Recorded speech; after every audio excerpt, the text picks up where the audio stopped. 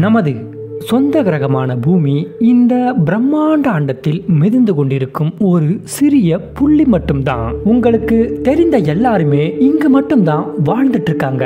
அதோட நமது பயணம் தொடங்கும் இடமும் இதுதான். நாம் நமது வளிமண்டலத்திற்கு அப்பால் நிலவை கடந்து மற்ற கிரகங்கள், சூரியன் மற்றும் மற்ற நட்சத்திரங்களை தாண்டி பிரபஞ்சத்தோட எல்லைக்கு செல்வதற்கான ஒரு மிகப்பெரிய பயணத்தை தொடங்க போறோம். இந்த பயணம் நமது பிரபஞ்சத்தின் உண்மையான அளவை புரிந்து கொள்ளும் ஒரு அற்புதமான தேடல். முதலில் நாம் பூமியின் அரவணைப்பை விட்டு வெளியேறும்போது அந்த பயணத்தின் முதல் அடையாளமாக நிலவு இருக்கும். நிலவு நமது பூமியில் இருந்து சுமார் 3,84,000 கிலோமீட்டர் தொலைவிற்கு அப்பால் இருக்கு. இது மிகப்பெரிய தொலைவு. நீங்க ஒரு காரை நிலவை நோக்கி மணிக்கு 100 கிலோமீட்டர் வேகத்தில் ஓட்டினா நிலவை அடைய 160 நாட்களுக்கு மேலாகும். அதோட நிலவில் இருந்து பூமியை பார்க்கும்போது நீலம் மற்றும் பச்சை நிறம் கூடிய கோள வடிவிலான ஒரு பொருள் கருப்பு வெற்றிடத்தில் தொங்கிக் கொண்டிருப்பது போல் தெரியும். இது நிலவில் இருந்து பார்க்கும் பூமி. நமது பயணத்தின் அடுத்த மைல்கல் சூரியன். பூமியில் இருந்து தோராயமா 1 ஆஸ்ட்ரோனமிக்கல் தொலைவில் நமது சூரியன் இருக்கு. 1 ஆஸ்ட்ரோனமிக்கல் அப்படிங்கிறது 150 மில்லியன் கிலோமீட்டர், அதாவது 15 கோடி கிலோமீட்டருக்கு சமம். நமது சூரிய மண்டலத்தின் தூரத்தை அளக்க பயன்படுத்தப்படும் ஸ்டாண்டர்ட் மெஷரிங், அதாவது நிலையான அளவீடு தான் ஆஸ்ட்ரோனமிக்கல் யூனிட். சூரியனிலிருந்து வரக்கூடிய ஒளி நொடிக்கு 3 லட்சம் கிலோமீட்டர் அப்படிங்கிற வேகத்துல பயணம் செய்து 8 நிமிடம் 20 செகண்ட்ல பூமியை சூரிய ஒளி வந்தடையுது. பிரமிப்பா இருக்குல்ல? ஒளி எந்த அளவுக்கு விண்வெளியில் வேகமா பயணிக்குது அப்படிங்கிறது உங்களுக்கு தெரிஞ்சிருக்கும். இந்த வேகத்தை மனசுல வச்சுக்கோங்க. இந்த வேகம் பின்னாடி நமக்கு உபயோகமா இருக்கும். சரி, பூமியில் இருந்து சுமார் 15 கோடி கிலோமீட்டர் தொலைவிற்கு அப்பால் உள்ள சூரியனுக்கு 900 கிலோமீட்டர் வேகத்தில் போற ஒரு ஜெட்டை எடுத்துட்டு போனா அங்கு போய் சேர சுமார் 19 ஆண்டுகளுக்கு மேல் ஆகும். இந்த தூரமே விண்வெளி எந்த அளவுக்கு பிரம்மாண்டமா இருக்கு அப்படிங்கறத உங்களுக்கு புரிய வச்சிருக்கோம். இந்த நம்ப முடியாத தூரத்திலிருந்து நமது கிரகத்திற்கு உயிர் வாழும் ஆற்றலை சூரியன் கொடுக்குதுன்னா அது ஆச்சரியம்தான். அடுத்ததா நமது சொந்த கிரகத்தை தாண்டி மிகவும் புதிரான சிவப்பு கிரகமான செவ்வாய் கிரகத்திற்கு போக போறோம். பூமிக்கு மிக அருகில் இருக்கும் செவ்வாய் கிரகம் சுமார் 54.6 மில்லியன் கிலோமீட்டர், அதாவது 5.6 கோடி கிலோமீட்டர் தொலைவில் இருக்கு. இருப்பினும் இந்த 2 கோள்களும் சூரியனின் எதிர் பக்கங்களில் இருக்கும்போது இந்த தூரம் 401 மில்லியன் கிலோமீட்டர், அதாவது 40 கோடி கிலோமீட்டர் தூரம் வரை அதிகமாகலாம். இந்த 40 கோடி கிலோமீட்டர் தூரத்தை ஒரு கமர்ஷியல் ஜெட் மூலமா கடந்து போகணும்னா சுமார் 50 ஆண்டுகளுக்கு மேல் ஆகலாம். பூமிக்கும் செவ்வாய் கிரகத்திற்கும் இடையிலான இந்த பரந்த தூரம் தான் செவ்வாய் கிரகத்தில் செய்யப்படும் ஆய்வுக்கு ஒரு மிகப்பெரிய தடையாய் இருக்கு. நாம் சிவப்பு கிரகத்திற்கு அனுப்பியுள்ள ரோவர்கள் மற்றும் புரோப்கள் தொடர்ந்து மாறி வரும் தூரம் மற்றும் சுற்றுப்பாதையின் இயக்கவியல் காரணமா வெகு தொலைவில் மட்டுமல்ல, சிக்கலான தன்மையுடன் கூடிய ஒரு பயணத்தையும் மேற்கொள்கின்றன. அடுத்ததா இங்கிருந்து நம்முடைய சூரிய மண்டலத்தின் வெளிப்புற பகுதிக்கு பயணிக்கும் போது மிகவும் தொலைவில் உள்ள கடைசி கிரகமும் ராட்சத பனிக்கட்டி கிரகமுமான நெப்டியூன் கிரகத்தை சந்திப்போம். பூமியில் இருந்து சுமார் 4.5 பில்லியன், அதாவது 450 கோடி கிலோமீட்டர் தொலைவில் இருக்கும் இந்த கிரகம் சூரிய மண்டலத்தின் விளிம்பை குறிக்கிறது. விண்வெளி வெற்றிடத்தின் வழியா சூரியனில் இருந்து செல்லும் சூரிய ஒளியானது நெப்டியூன் கிரகத்தை அடைய சுமார் 4 மணி நேரம் 15 நிமிடம் ஆகிறது. இந்த தொலைவே நமது சூரிய குடும்பம் எந்த அளவுக்கு பறந்து விரிந்திருக்கு அப்படிங்கறத காட்டுது. 1977ஆம் ஆண்டு ஏவப்பட்ட வாயேஜர் 1 ஆனது மனிதர்களுக்கு விண்வெளி மேல் இருக்கும் தீராத ஆர்வத்தையும் எல்லைக்கு அப்பால் அப்படி என்னதான் இருக்கு அப்படிங்கறத ஆராய்ச்சி செய்யவும் அனுப்பப்பட்டதுதான் வாயேஜர் 1. இது 4 தசாப்தங்களாக பயணித்து கிட்டத்தட்ட 24 பில்லியன் கிலோமீட்டர், அதாவது 2400 கோடி கிலோமீட்டருக்கும் அதிகமான தூரத்தை கடந்து போயிட்டு இருக்கு. நமது கிரகத்தில் இருந்து மனிதனால் உருவாக்கப்பட்ட ஒரு பொருள் மிக தொலைவில் இந்த அண்டக்கடலில் அமைதியாக அலைந்து திரிகிறது. 1990ஆம் ஆண்டு புகழ்பெற்ற வானியலாளர் கார்ல் சேகன் ஆலோசனையின் பேர்ல இறுதி புகைப்படம் எடுப்பதற்கு வாயேஜர் 1 தனது கேமராவை பூமியை நோக்கி திருப்பியது. இதன் விளைவா நமது சின்னமான பூமி படம் எடுக்கப்பட்டது. இந்த படத்தில் நமது பூமி பேல் ப்ளூ, அதாவது வெளிர் நீல புள்ளி மாதிரி தெரிஞ்சிருக்கு. பூமியில் இருந்து சுமார் 600 கோடி கிலோமீட்டர் தொலைவில் எடுக்கப்பட்ட இந்த படம் இந்த பரந்த பிரபஞ்சத்தில் நாம் இருக்கும் இடம் ஒரு சிறிய மங்கலான புள்ளி மாதிரி தெரியுது. இப்படிப்பட்ட இந்த படத்தை கவிதை ரீதியாக பிரதிபலித்த கார்ல் சேகன் நமது ஒரே வீட்டை பாதுகாப்பதற்கான நமது பொறுப்பை வலியுறுத்தி இருந்தார். இந்த கவிதை ஒரு பெரிய பிரபஞ்சத்தில் சிறிய வார்த்தை மட்டும்தான். அடுத்ததா இங்கிருந்து சூரிய மண்டலத்தின் விளிம்பிற்கு போனா அங்கு ஊர்ட் கிளவுட் இருக்கும். சூரிய மண்டலத்தை சுற்றி ஒரு கோள வடிவில் பனிக்கட்டி பொருட்களால் சூழப்பட்டதுதான் இந்த ஊர்ட் கிளவுட். இப்படிப்பட்ட ஊர்ட் கிளவுட் சூரியனிலிருந்து கிட்டத்தட்ட 2000 முதல் 5000 ஆஸ்ட்ரோனமிக்கல் தூரத்தில் இருக்கு. சூரியனிலிருந்து 2000 முதல் 5000 ஆஸ்ட்ரோனமிக்கல் தூரத்தில் இருக்கிற இந்த ஊர்ட் கிளவுட் கிட்டத்தட்ட 1,00,000 ஆஸ்ட்ரோனமிக்கல் தூரம் வரை நீண்டு இருக்கு. அதாவது ஒரு விளிம்பில் இருந்து மற்றொரு விளிம்பின் தூரம் 1,00,000 ஆஸ்ட்ரோனமிக்கல் யூனிட். இது சுமார் 1.9 ஒளியாண்டு தூரம். ஒரு ஒளியாண்டு அப்படிங்கிறது ஒளி, அதாவது லைட் ஒரு இடத்திலிருந்து எத்தனை கிலோமீட்டர் பயணம் செய்யுதோ அதுதான் ஒரு ஒளியாண்டு. இத கொஞ்சம் புரியுற மாதிரி சொல்லணும்னா ஒளி ஒரு நொடிக்கு 2,99,792 கிலோமீட்டர் அப்படிங்கிற வேகத்துல பயணம் செய்யுது. இதே வேகத்தில் ஒளி ஒரு ஆண்டிற்கு எத்தனை கிலோமீட்டர் பயணம் செய்யுதோ அதுதான் ஒரு ஒளியாண்டு. அப்படி பார்த்தா ஒளி ஒரு வருடத்திற்கு 9,5 லட்சம் கோடி கிலோமீட்டர் தூரம் பயணம் செய்யுது. இப்போ ஒரு ஒளியாண்டு அப்படிங்கிறது எத்தனை லட்சம் கோடி கிலோமீட்டர் அப்படிங்கிறது உங்களுக்கு தெரிஞ்சிருக்கும். இத அப்படியே மனசுல வச்சுக்கோங்க. ஏன்னா இதற்கு பிறகு நாம் ஒளியாண்ட மட்டும் தான் பயன்படுத்த போறோம். சரி, இந்த ஊர்ட் கிளவுட் இப்போ 9,5 லட்சம் கோடி கிலோமீட்டருக்கு மேல பறந்து விரிந்திருக்கு. இத கொஞ்சம் சுவாரஸ்யமா சொல்லணும்னா வாயேஜர் 1 மணிக்கு 61,000 கிலோமீட்டர் அப்படிங்கிற வேகத்துல பயணம் செய்யுது. இவ்வளோ வேகத்துல போனா கூட வாயேஜர் 1 ஊர்ட் கிளவுடோட உட்புற விளிம்பை தொடவே சுமார் 300 ஆண்டுகளுக்கு மேல் ஆகும். 300 ஆண்டுகளுக்கு பிறகு வாயேஜர் 1 ஊர்ட் கிளவுடோட உட்புற விளிம்பை அடைஞ்சிருச்சுன்னா அதற்கு பிறகு அங்கிருந்து அது வெளிப்புற விளிம்பிற்கு செல்லவே சுமார் 30,000 ஆண்டுகளுக்கு மேலாகும். இத கேட்கவே தலை சுத்த வைக்குதுல்ல. இந்த தூரம் நமக்கு வேணும்னா ரொம்ப அதிகமா இருக்கலாம். ஆனா இந்த பிரபஞ்சத்தை பொறுத்தவரை இது ஒண்ணுமே இல்ல. இப்படி நமது சூரிய குடும்பத்தை சுற்றி பறந்து விரிந்து இருக்கும் ஊர்ட் கிளவுட் தான் நமது சூரிய குடும்பத்தின் இறுதி எல்லையா இருக்கு. சூரிய குடும்பத்தின் எல்லை ஊர்ட் கிளவுடோட முடிய காரணம் சூரியனின் ஆதிக்கம் இதோட முடிவடையுது.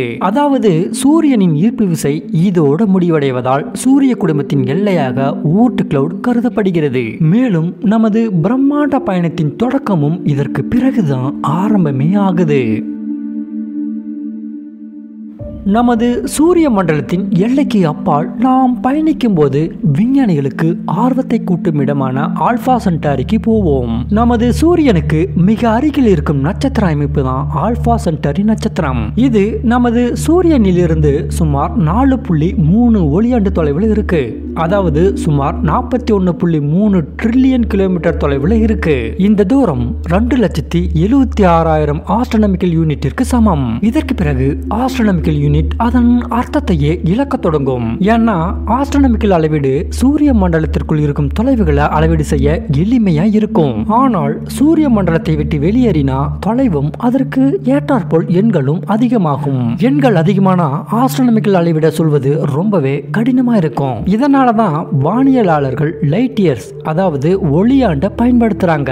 ஒரு ஒளியாண்டு அப்படிங்கிறது 9,5 லட்சம் கோடி கிலோமீட்டர் அப்படின்னு ஏற்கனவே தெளிவா சொல்லியிருந்தேன். இதற்கு பிறகு ஒளியாண்டு, அதாவது லைட் இயர்ஸை மட்டும் பயன்படுத்தலாம். சரி, ஆல்பா சென்டாரி நட்சத்திரம் நமது சூரியனிலிருந்து சுமார் 4.3 ஒளியாண்டு தொலைவில் இருக்கு அப்படின்னு நமக்கு தெரியும். நமது தற்போதைய விண்வெளி பயண தொழில்நுட்பத்தை கொண்டு ஆல்பா சென்டாரிக்கு போகணும்னா பல ஆயிரம் ஆண்டுகளுக்கு மேல் ஆகும். உதாரணமா வாயேஜர் 1 விண்கலம் மணிக்கு 61,000 கிலோமீட்டர் அப்படிங்கிற வேகத்துல போயிட்டு இருக்கு.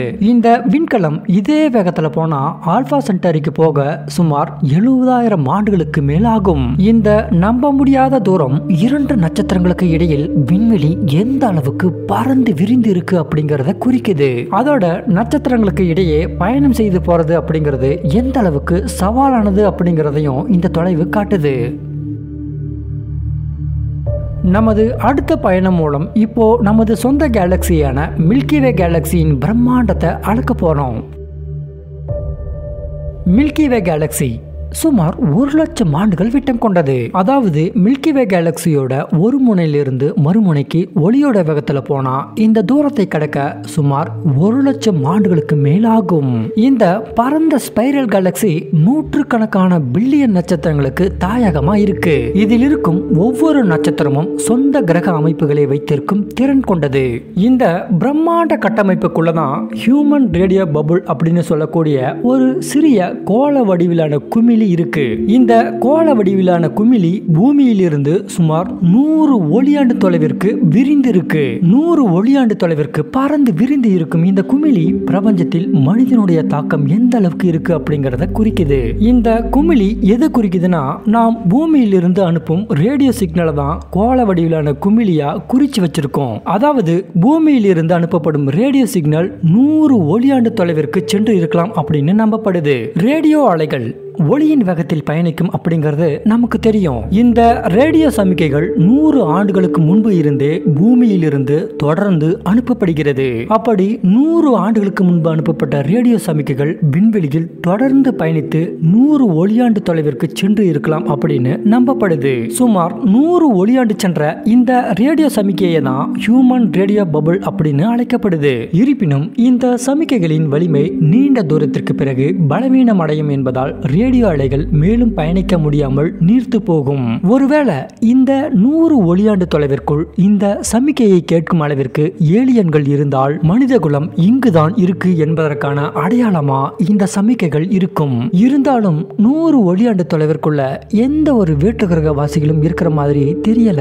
ஒருவேளை இந்த சமிக்கையை அவர்கள் கேட்டு மீண்டும் அவர்கள் ஒரு சமிக்கையை பூமிக்கு அனுப்பி அந்த சமிக்கை இங்கு வர இன்னும் 100 ஆண்டுகள் ஆகலாம். அல்லது இந்த சமிக்கை அவர்களுக்கு என்னன்னு கூட தெரியாமல் இருக்கலாம். நாம் இருக்கும் இந்த மில்கி வே கேலக்சியின் அளவு மிகப்பெரியது. நமது வரலாற்றில் அனுப்பப்பட்ட அனைத்து சமிக்கைகளும் இந்த 100 ஒளியாண்டு தொலைவுள்ள குமிழியை தாண்டி போகவில்லை.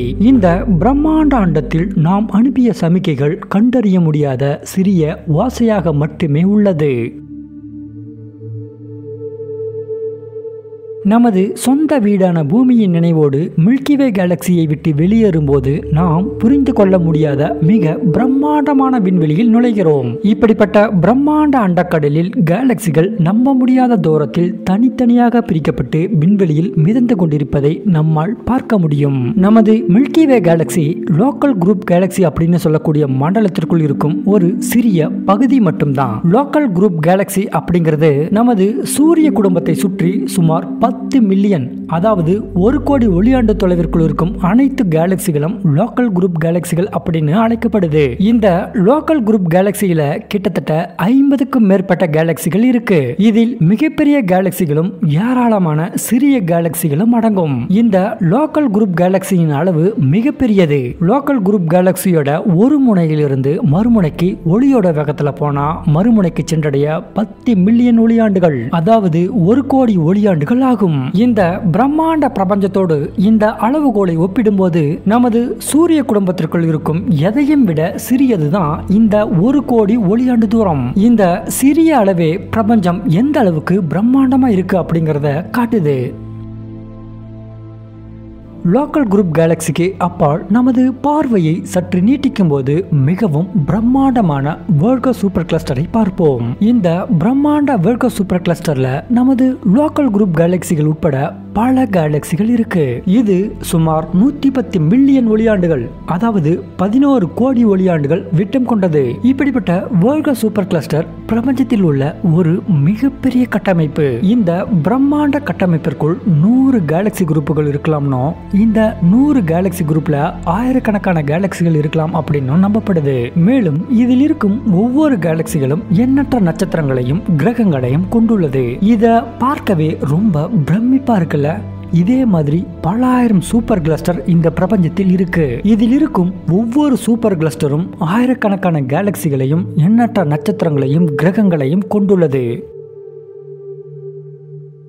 அடுத்ததா நமது வெர்கோ சூப்பர் கிளஸ்டர் என்னும் மிகப்பெரிய கட்டமைப்பிலிருந்து வெளியே பயணிக்கும் போது இன்னும் அதிர்ச்சியூட்டும் ஒரு மிகப்பெரிய அண்டமைப்பை அடைவோம். இதுதான் லானியாக்கியா சூப்பர் கிளஸ்டர். வெர்கோ சூப்பர் கிளஸ்டர் போன்ற பல சூப்பர் கிளஸ்டர்களை உள்ளடக்கியது தான் இந்த லானியாக்கியா சூப்பர் கிளஸ்டர். இது சுமார் 500 மில்லியன், அதாவது 50 கோடி ஒளியாண்டு தொலைவிற்கு விரிவடைந்திருக்கு. ஹவாய் மொழியில் பிரம்மாண்டம் என்று பொருள்படும் லானியாக்கியா என்ற பெயருக்கு ஏற்ற மாதிரி இந்த கிளஸ்டர் பிரம்மாண்டமா இருக்கு. லோக்கல் சூப்பர் கிளஸ்டர் என்று அழைக்கப்படும் லானியாக்கியா சூப்பர் கிளஸ்டரில் மில்கிவே கேலக்சி உட்பட 1,00,000 கேலக்சிகள் இருக்கு. சுமார் 500 மில்லியன் ஒளியாண்டுகள் தூரம் பரவி இருக்கும் இந்த லானியாக்கியா சூப்பர் கிளஸ்டர் நமது சூரியனை போல 100 மில்லியன் பில்லியன் சூரியன்களின் நிறை கொண்ட ஒரு தலைசிறந்த படைப்பாகும். இப்படிப்பட்ட லானியாக்கியா சூப்பர் கிளஸ்டர் 100 மில்லியன் பில்லியன் சூரியன்களின் நிறை கொண்டு இருக்கிறதால தான் இதனுடைய ஈர்ப்பு விசை கற்பனைக்கு எட்டாத அளவிற்கு அதிகமா இருக்கு. மேலும் இதனாலதான் எண்ணற்ற நட்சத்திரங்களையும் கேலக்சிகளையும் தன்னோட ஈர்ப்பு விசையால பிடிச்சு வச்சிருக்கு. லானியாக்கியா அதிகமான ஈர்ப்பு விசை கொண்ட ஒரு மிகப்பெரிய கட்டமைப்பு அப்படிங்கிறது நமக்கு தெரியும். இந்த பிரம்மாண்ட கட்டமைப்பிற்குள் இருக்கும் ஒவ்வொரு கேலக்சியும், ஒவ்வொரு கேலக்சி கிளஸ்டரும், ஒவ்வொரு சூப்பர் கிளஸ்டரும் சேர்ந்து மிகப்பெரிய அளவிலான ஈர்ப்பு விசையை உருவாக்குது. மேலும் இந்த பிரம்மாண்ட பரப்பளவில் இருக்கும் சூப்பர் கிளஸ்டருக்குள் இருக்கும் local group galaxy, local group கேலக்சிக்குள் இருக்கும் மில்கிவே கேலக்சின்னு இப்படி இதற்குள் இருக்கும் எல்லாமே இந்த பிரம்மாண்ட கட்டமைப்பிற்குள் இருக்கும் மிகச்சிறிய புள்ளி மட்டும்தான். இப்படிப்பட்ட பிரம்மாண்ட சூப்பர் கிளஸ்டரில் நாம் இருப்பதற்கு லானியாக்கியா ஒரு ஆழமான சூழலை வழங்குகிறது. அடுத்ததா நமது பிரபஞ்சத்தின் எல்லையை அடையும் போது சுமார் 93 பில்லியன், அதாவது 9300 கோடி ஒளியாண்டுகள் விட்டம் கொண்ட மிக பிரம்மாண்ட வானியல் அதிசயத்தை பார்க்க முடியும். நாம் இதுவரை அறிந்த பிரபஞ்சம் அவ்வளோதான். இதற்கு பிறகு என்ன இருக்கு அப்படிங்கிறது நமக்கு தெரியாது. ஆனாலும் இது ஒரு சுவாரஸ்யமான கேள்வியை கேட்க தோணுது. பிரபஞ்சம் 13.8 பில்லியன் ஆண்டுகள் மட்டுமே பழமையானது அப்படின்னா இது எப்படி இவ்வளோ பெரியதா இருக்க முடியும்? பதில் பிரபஞ்ச விரிவாக்கத்தின் தன்மையில் உள்ளது. பிக் பேங், அதாவது பெருவெடிப்பிலிருந்து இன்று வரை இந்த பிரபஞ்சம் ஒளியை விட வேகமா விரிவடைஞ்சிட்டே இருக்கு. பிரபஞ்சம் மேலும் மேலும் விரிவடைந்து கொண்டே இருப்பதால் பிரபஞ்சத்தில் உள்ள பொருட்களுக்கு இடையிலான தூரம் அதிகரிச்சுக்கிட்டே இருக்கு. சரி, இதுவரை நாம் அறிந்த பிரபஞ்சம் வெறும் 9300 கோடி ஒளியாண்டுகள் விட்டம் கொண்டது மட்டும்தான். ஆனா நாம் காணக்கூடிய பிரபஞ்சத்திற்கு அப்பால் அப்படி என்னதான் இருக்கு? இது அண்டவியலில் மிகப்பெரிய மர்மங்களில் ஒன்றா இருக்கு. நமது முழு பிரபஞ்சத்தின் உண்மையான அளவு என்ன அப்படின்னு நமக்கு தெரியல. நமக்கு தெரிந்தவரை எல்லையற்றதாகவே உள்ளது. ஒருவேளை பிரபஞ்சத்திற்கு எல்லை இருந்தா அந்த எல்லைக்கு பிறகு அப்படி என்னதான் இருக்கும்? இந்த கேள்வி ஒரு பக்கம் ஆர்வத்தை தூண்டினாலும் மறுபக்கம் தலையையே சுத்த வைக்குது. இதுவரை நாம் அறிந்த பிரபஞ்சம் இந்த அண்ட பரப்பில் ஒரு சிறிய புள்ளியாக இருக்கலாம். இதே மாதிரி இந்த அண்டத்தில் பல புள்ளிகள் இருக்கலாம். கடைசியா என்னுடைய மூளையில் ஒரே ஒரு கேள்வி மட்டும்தான் ஓடிட்டு இருக்கு. இவ்வளோ பெரிய பிரபஞ்சத்தில் நம்ம மட்டும்தான் தனியா இருக்கமா, இல்ல நம்மள மாதிரியே பல பேர் இருக்காங்களா?